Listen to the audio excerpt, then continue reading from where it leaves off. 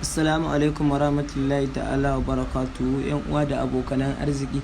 A yau ma dai zan kawo muku yacce za ku ɗauko sababbin shirye-shiryen Algaita Dubstudio.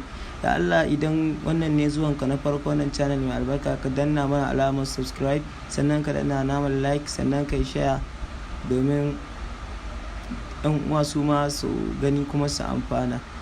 Da farko za ka zo za ka buɗe cikin Facebook ɗinka kamar haka, za ka shiga.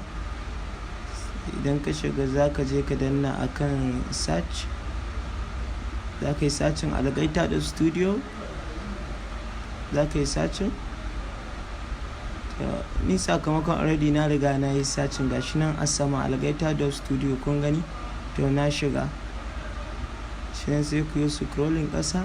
To gashi nan Zarafi. Kai, wannan fim ɗin da kuke gani ba a magana. Zarafi yana nan yanzu, ya fito a kasuwa. Gashi nan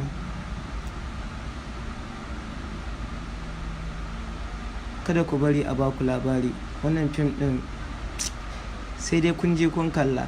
Suka ce fim ɗin Zarafi ya an tayo shagonmu na nan Telegram da WhatsApp. Ga duk mai bukata zai biya naira 200 ta wannan account da ke ƙasa. Account name Abubakar Eka Sani. Sai suka ce account number 2083522990H. sai bank name Zenith Bank. Phone quality 480h.4 MB. Base quality 1.27 gig. Daga nan sai ka ba mu shaidar payment naka, sai a tura maka shi a private chat, wato bayan fage, at Abubakar 070 ko 07065636656 WhatsApp ko Telegram. Zarafi, kada ku bari a baku labari, za ku sheke ku mazge kallo.